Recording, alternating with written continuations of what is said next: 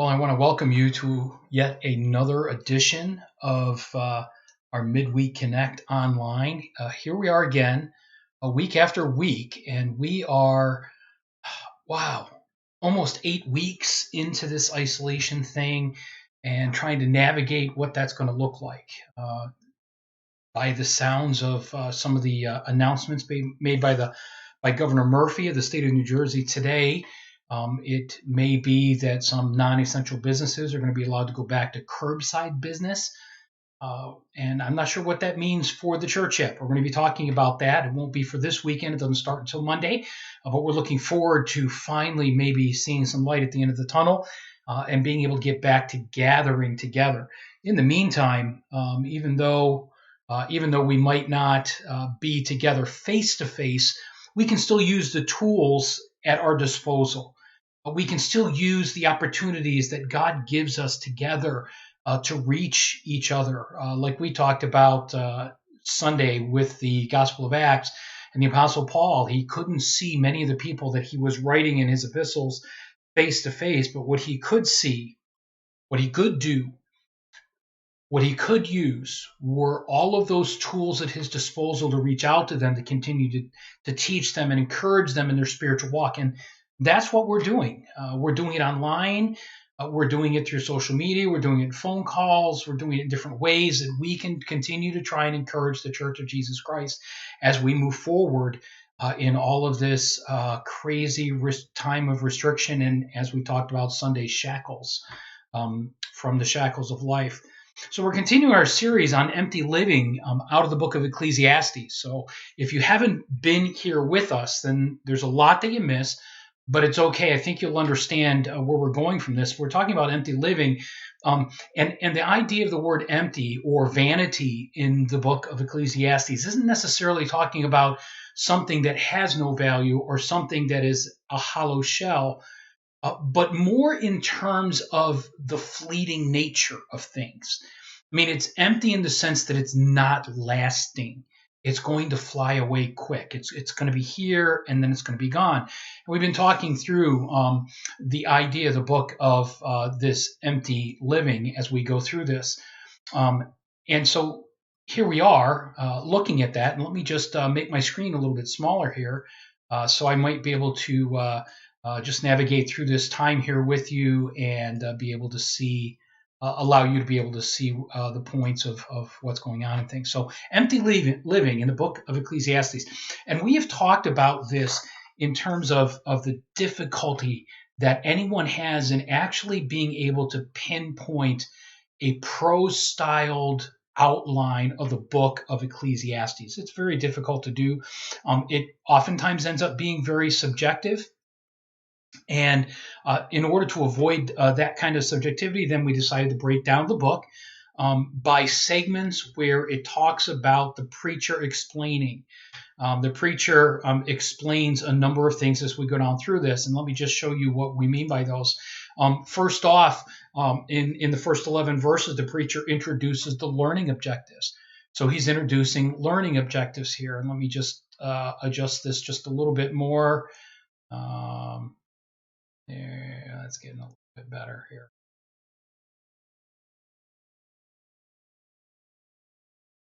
Oh, there we are. Now I put myself on your virtual laptop. How's that? So yeah, listen. The preacher introduces kind of a set of learning objectives, like any good teacher or preacher would do in the very beginning. Here is what we're going to try and outline, and he does that in the first 11 verses. As he marches down through there, and his learning objectives. You will understand the authority of his teaching. You will know the overall theme of the lessons. Verse 2. In verses 3 and 4, you'll comprehend the fleeting nature of work. In verses 5 through 7, you'll perceive the droning effect of creation.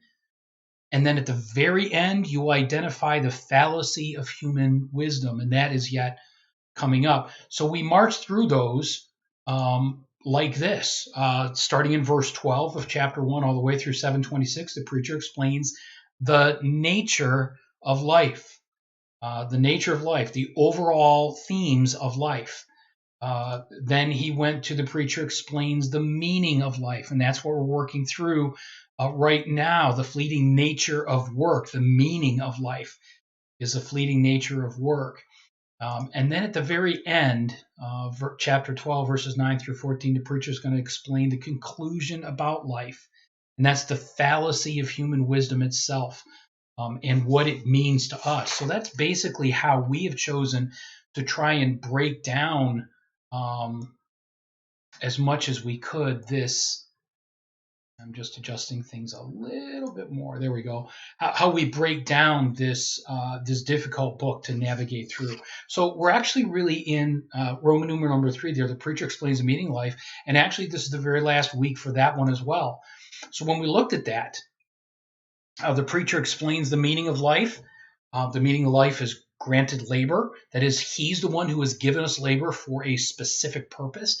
The meaning of life is defined labor. He's the one who has defined the labor for us and what it is we are to do. And the meaning of life is to rejoice in labor.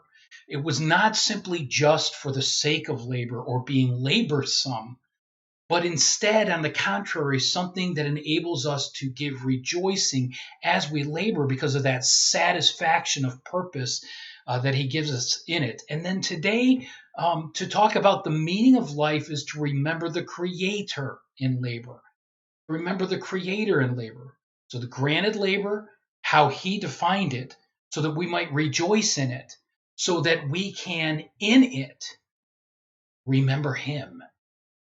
That's what we're trying to do. The meaning of life is to appreciate the labor God granted you as he has defined it, so you can rejoice in it as you remember it is from him as your creator to remind you of him. It speaks of purpose, why we are here, as the preacher considered all the meaning of life. He couldn't ignore the never-ending labor life demanded. Every day seemed to demand more than the one before. Every year grew more challenging. Every stage of life seemed more demanding and limiting. The preacher is beautifully reminding his readers the importance to remember now your Creator. There is no better time to remember your Creator, to recognize and manifest him in your life than right now, right where you are, no matter what stage of life you're presently in. Whether you consider yourself young or old, whether you think yourself to be filled with vitality or not, whatever stage of life you're in, there is no better time to remember your Creator than right now, right at this very moment.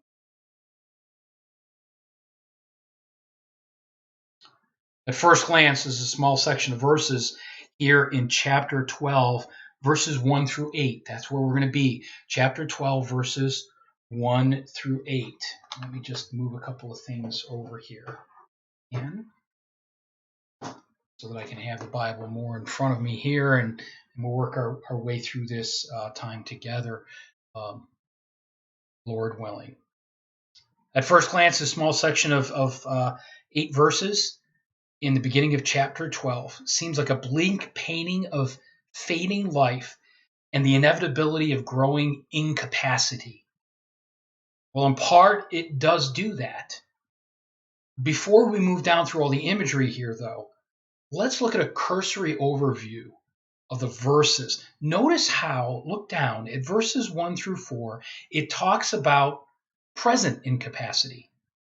Not the absence of incapacity, but the present level of incapacity.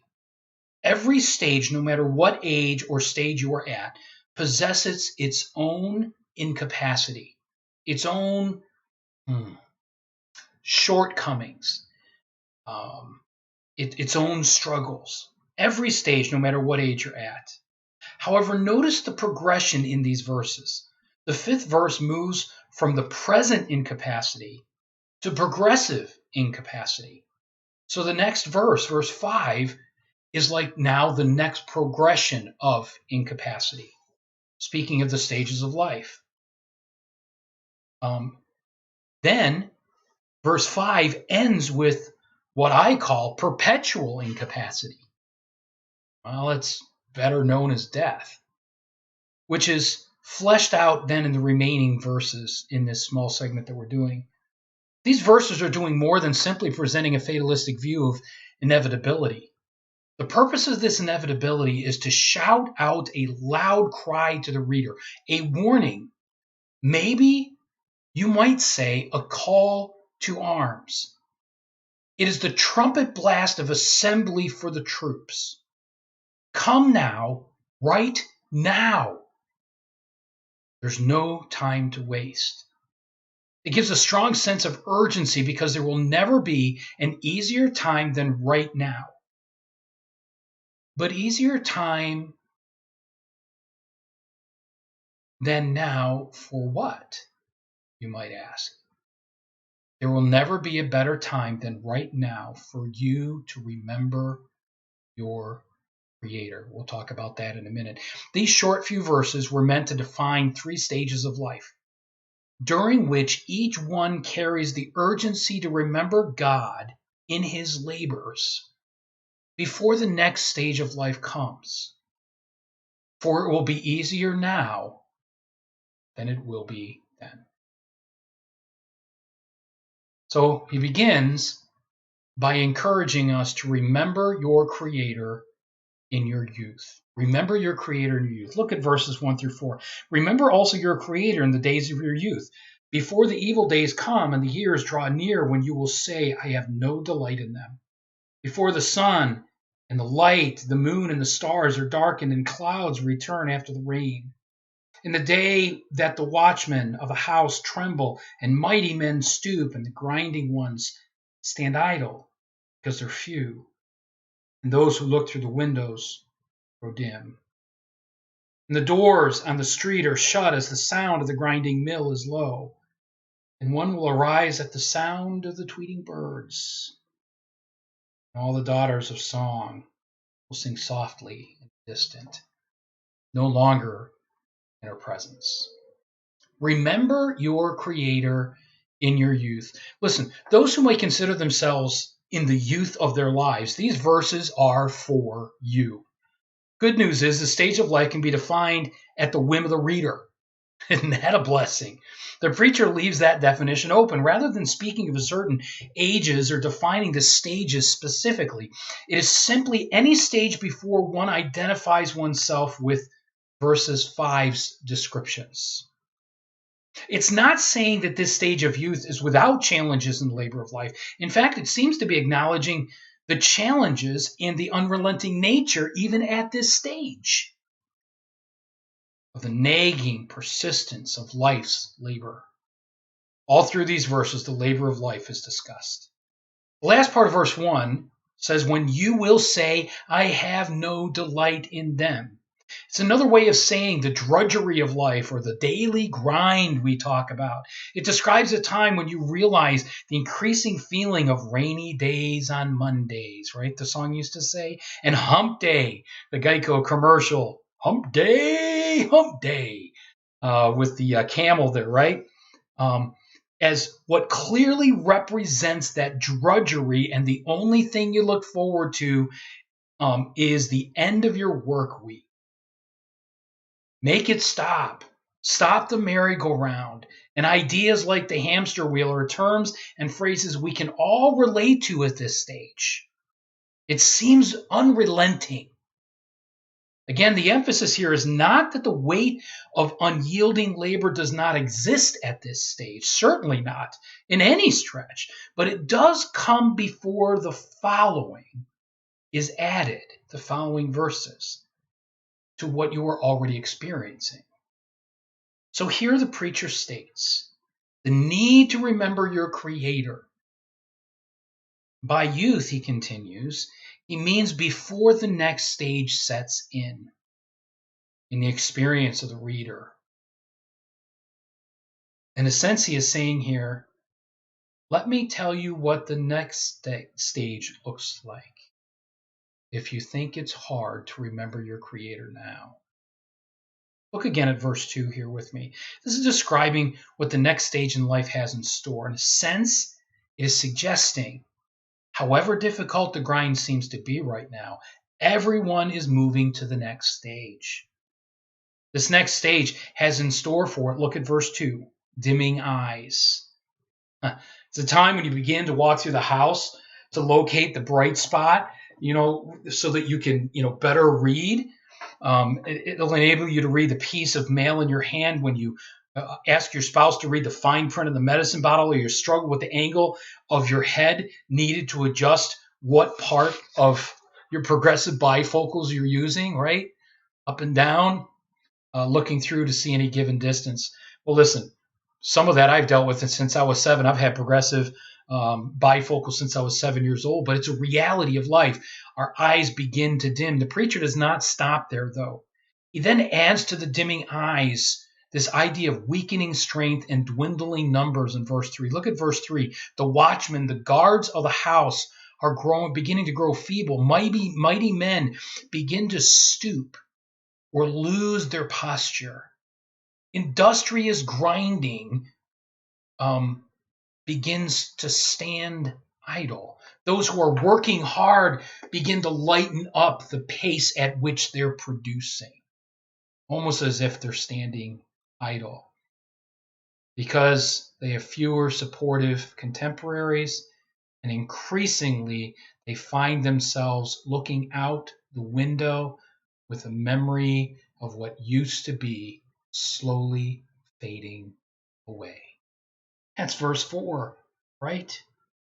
Looking through the window grow dim. Wow.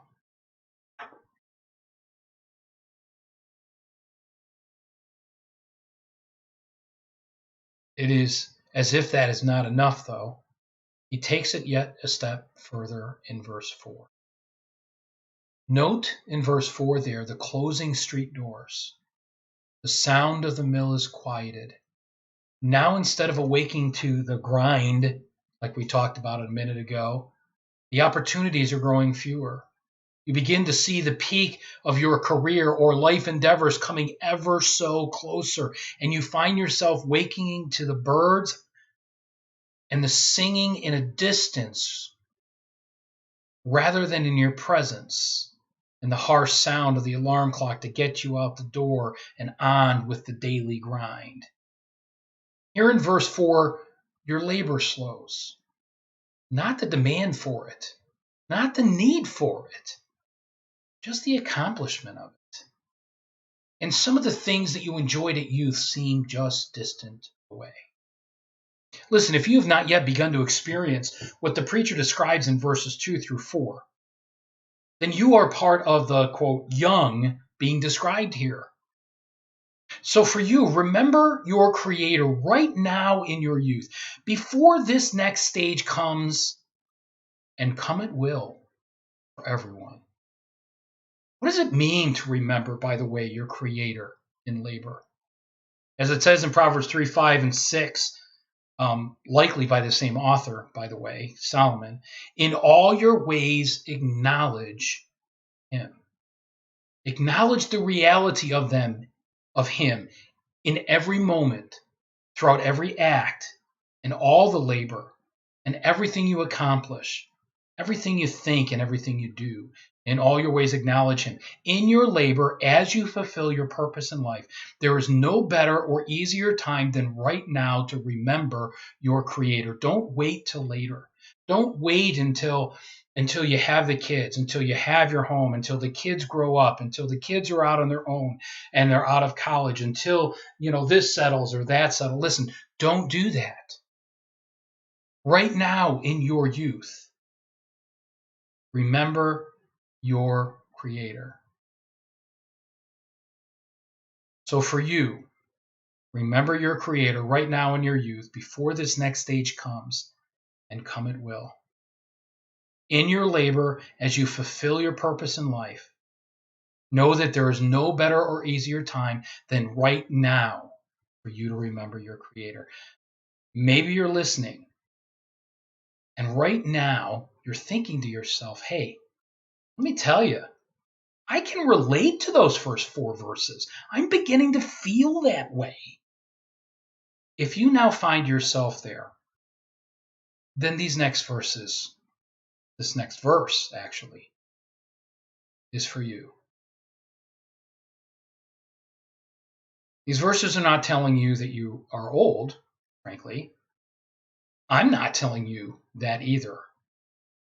What it is saying, though, is that if you are at the point of beginning to feel that sense of vitality fading, then right here, right now, where you are, remember your Creator as you fade, and fade you will. We're all heading in that direction. We can't prevent it. We can't stop it. The only control that we have over it is how we react to it. Remember your Creator as you fade. You are likely at the point where you know that there is no going back to the vitality of your youth.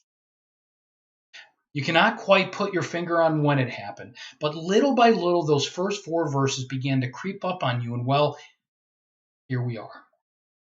If that is you, then you're not alone.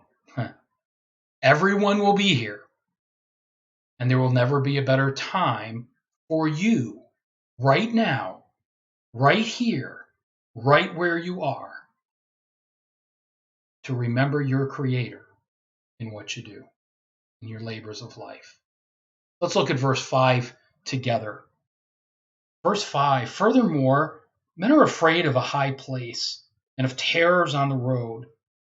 The almond tree blossoms, the grasshopper drags himself along, and the caperberry is ineffective. There's a lot of imagery here, some of which is extremely cultural when we consider all of this that's going on. So let me take just a look at some of these ideas and try and kind of coax them out for you so that you have a better idea of what's being said here. Listen, you're likely at the point where you know that there is no going back to the vitality of life, right? You're no longer youthful. But you would say to yourself that you don't necessarily see yourself as old yet. You're just not as youthful as you were. Well, you are likely right about that. So do what you can now and consider for yourself what is yet to come.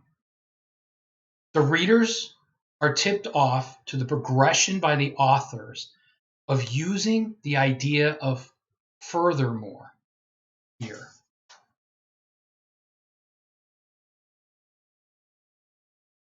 In the beginning of verse 5, we find in the New American Standard the word furthermore. In the King James Version, it uses the word also. In the ESV, it just uses like a conjunction type of symbol, like a dash, to kind of signify the idea of a continuation of thought there. So when we look at these things at the beginning of the verse, it gives the idea of this is now the next step progression in what was communicated in verses 1 through 4. After this stage, the idea of the fear of high places is going to come. If you now identify with verses 1 through 4, the next stage after this one is when you find yourself where the fear of high places and terrors on the road are kind of suggestive of losing your steadiness or the endurance of your walk and getting winded more easily. You're getting fatigued more easily. It takes less things to fatigue you more than it ever used to. That stage is characteristic of losing your color, possibly your skin tone and your hair turning white when it speaks of the almond tree blossom there in verse 5 that kind of starts pink in the wintertime before the tree leaves. The blossoms turn all white before they completely fade and fall to the ground. The grasshopper, it says, drags himself along, and it's either indicative of feeling small and insignificant increasingly, or more likely, it's identifying with the look of the grasshopper as more scrawny and dragging along yourself in a more feeble fashion, rather than the way you used to be part of the swarming and feeding on life. You're not doing that anymore. The last descriptor there in verse 5 um, of this next coming stage is tied to the caperberry, which was known for being used as a stimulant for appetite back then, much in the way that caffeine is thought of today. Listen, I'm the first one to admit one of the first things that I do when I get up in the morning is I get that first cup of coffee brewing out there. And I enjoy that. I like that cup of coffee, and it kind of gives me a little bit of spring in my step, maybe a little bit of spring that I had at one time enjoyed probably without it, but now it seems like it takes a little bit more and a little bit more to actually get that spring back in my step first thing in the morning. That's the idea of that caperberry, that it's ineffective anymore. Not only have you lost that spring in your step, and so you turn to the caperberry or the caffeine to kind of get you going, but now you find yourself, or the next stage, you're going to find yourself at that stage where that caperberry, that caffeine, doesn't even anymore have the same effect for you. It doesn't give you that spring back in your step anymore. That's going to be the next step, the next stage of life that you're going to be coming into. Where did I leave off here? Much in the way the caffeine does. Listen, it was the power drink of the day, that caperberry. But it is said to be losing its ability to increase that sense of vitality or bounce you once had in your step. That is the description of the next step. You might not consider yourself young anymore, but you wouldn't say that you necessarily see yourself like that, as old. Because you're not quite at the point of verse 5. Now, you're not young anymore, but you're not quite verse 5 either. For you, there is no better time to remember your Creator than right now. Not a better time. Because based on how the next stage of life is described, it is not going to get any easier. Remember your Creator in your youth. Remember your Creator as you fade. For the future holds no easier time to acknowledge Him in all your ways. This may be a time of progressive capacity. Progressive capacity.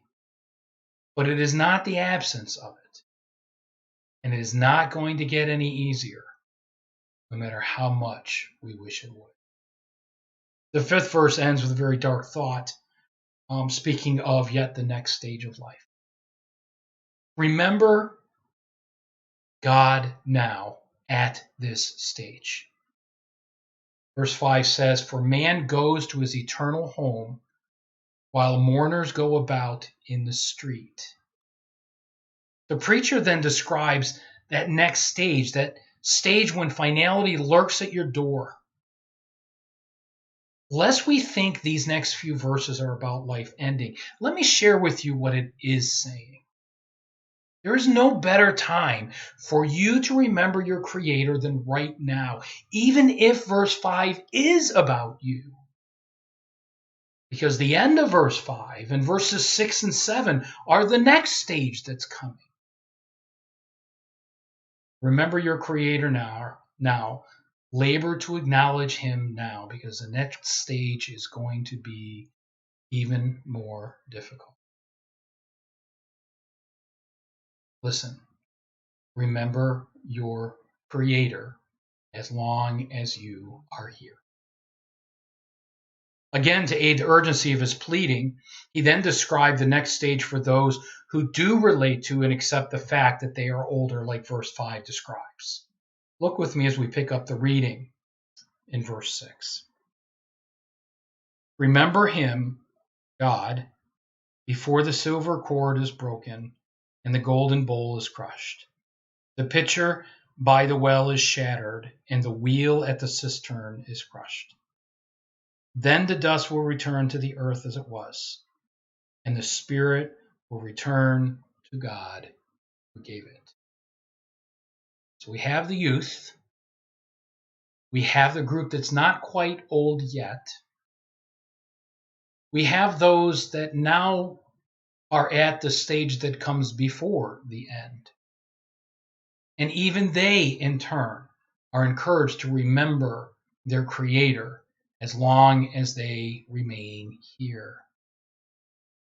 The cord and bowl is likely a reference to the bowl out of which the oil for the lampstands would flow. So you had this bowl that held all of the oil for the lampstand, and out of it, and it would hang by a silver chain, and out of it would flow the trough that would take the oils down to the lampstand, and then the lampstand would distribute it through the different arms of the lamp so that the wicks would soak up and draw up that oil and burn it. And what he's saying is this: the cord in the bowl is like a reference to that bowl out of which the oil for the lampstand would flow. It's the idea to remember your Creator before that which feeds the light of life in you breaks and you no longer have oil to burn. Right? The pitcher at the well, broken, speaks of how difficult it is to take in that rejuvenating refreshment like what water gives. I no longer can take in anything that makes me feel fully refreshed anymore. It's broken. I can't access it anymore. And then it goes even further and talks about that water wheel at the cistern. I was infatuated with water wheels when I was growing up in New York and Pennsylvania, northern Pennsylvania. There were a number of places where they still had these water wheels at the grain mills that still would operate. The water would keep pouring over and it would turn that grinding wheel on the inside of the mill. And the idea of this here is that at that point, the water wheel, the labor that the water produces for you stops. So at this point, that which feeds the oil so that your light can burn has broken, and that oil's not coming in. And it's getting increasingly more difficult for you to take in those things which refresh you. And you're getting to the point where even the idea of what the water wheel produces as the water flows over that wheel at the cistern is grinding to a halt. That's the next stage. At that point, the body returns, it says at the end of verse 5, to dust, and the soul to the one who gave it, the Creator. Then it will be too late to remember your Creator in life. You might feel you're at this stage of being old. I need to tell you something. No matter how old you feel you are, and no matter how close to this stage that you feel you might be, you are still here. It's not too late. And it is now that you are to remember your Creator. Then it will be too late to remember the Creator in life. For your life will be no more. Speaking of perpetual incapacity. You might feel that you're at this stage of being old, but you're still here. And there is yet, as long as you are living, never a better time to remember your Creator than right now. Remember your Creator while you are here. Perpetual incapacity. Spoken of here at the end. Your dust, then dust will return to the earth as it was, our bodies. Our spirit will go back to the one who gave it. Remember chapter 7, verse 1? The day of one's death is better than the day of his birth. We talked about that and how final that is. Your opportunity in life to live in a way that remembers your Creator at that point is over. It's finished. It's complete. Listen, though, as long as you are here, you're not there. I hope that makes sense. At that point, your labor is done. But if you are here, your labor's not done. Your opportunity to remember your Creator and what you do is not over. He still has purpose for you in prayer, in encouragement, in honoring your family, in teaching, and bringing along the next generation. God's not finished with you as long as you are here. Remember your Creator. The preacher ends again with the idea of vanity at the end of verse 8 there. It's interesting to look at it, the fleeting of life. At the end, he says, "Vanity of vanities, says the preacher." We're back where we started at the beginning of the book of Ecclesiastes. Vanity, vanity, all is vanity. The preacher again ends with the idea of vanity or fleeting. What's the point? In case I haven't repeated it enough tonight, there is not a better time, no easier of a time that is yet to come, where you can remember your Creator, to acknowledge Him in all your ways. There is no better time, no easier time, no matter what stage of life you're in, than right now. Solomon is saying the point of life, the purpose of life, is not defined about your stage of life, but rather your focus in life. It is not about the stage of life that you find yourselves in, but the focus of life as you walk through those stages.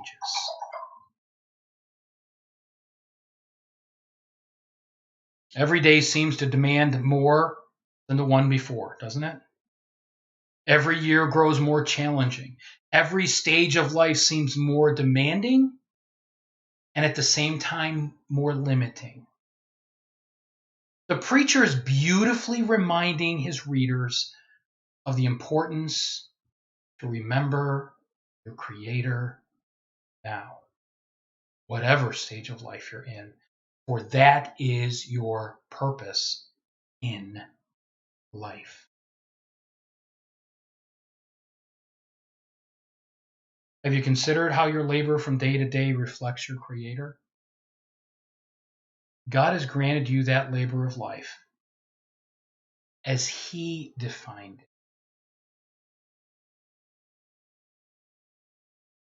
so that you can rejoice in it, so that each demanding day, challenging year, and limiting stage of life, you might remember Him. How will you remember your Creator as you go to bed tonight? How will you remember your Creator? Acknowledge Him as you get up tomorrow. How will you remember your Creator throughout your labors of the day? As you plan your schedule, as you sit down at your computer to work through emails and to produce the things that you have to, as far as the planning and the writing and all of those things.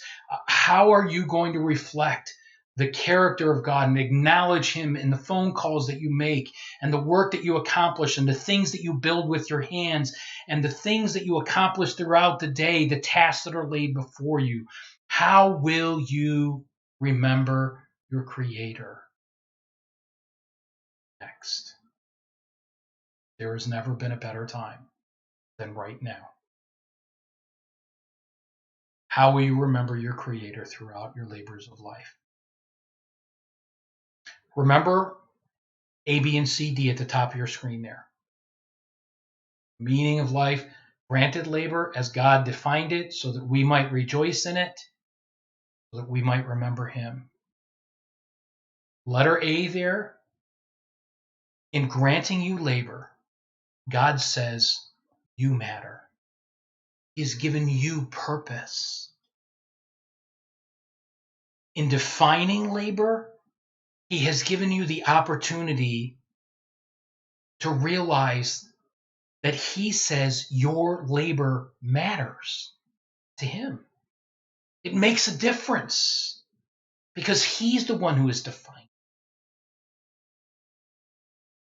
The meaning of life is to rejoice in labor because in those verses he reminds us your longings matter. What you long for matters to him. It makes a difference. Tonight, God says, by way of purpose of life, it's not your stage of life that matters. Your stage of life to him does not matter. It only matters to us with our short-sightedness, humanly speaking. It doesn't matter to God what stage of life you're in. It's your focus that matters. God says you matter. God says your labor matters. God says your longing matters. And God says your focus matters. What you're focused on. What a great work that Solomon has marched us through. When he gets to the end, listen, all of these stages of life, they're just vanity. They're fleeting. What doesn't fade away quickly is the labor God granted you in the way that he defined it, so that you might rejoice and make even the longings of your heart be fulfilled in what you pursue. As you put your focus not on the stage of life you're in, but on the God of life you're with. Let's pray. Dear Heavenly Father, thank you, Lord, for the wonder of your word, the heart of Solomon, who, as he stated, searched all things, found that there was a time for everything, but every stage, every moment, every one of those times are fleeting.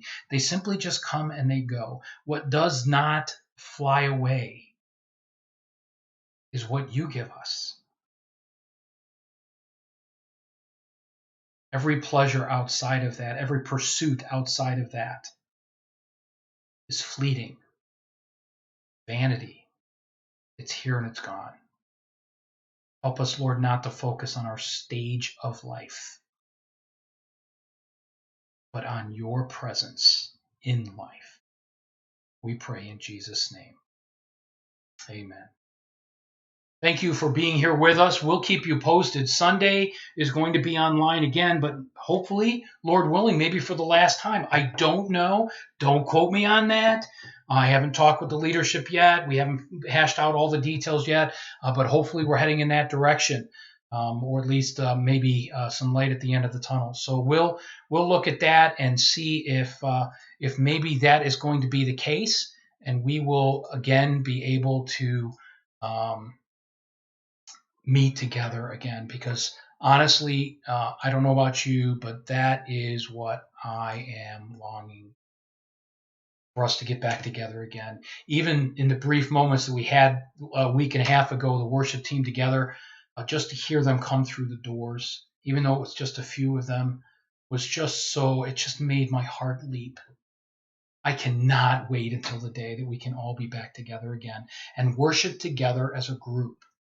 But let us not lose sight of the tools that God has given us so that we might be able to continue to leverage these tools even when we get back together, so that we might be able to reach outside of ourselves, to reach those who maybe can't be there with us. We look forward to that time. Thank you for taking the time to be with me here tonight. Lord bless you and keep you until we see each other again. Take care.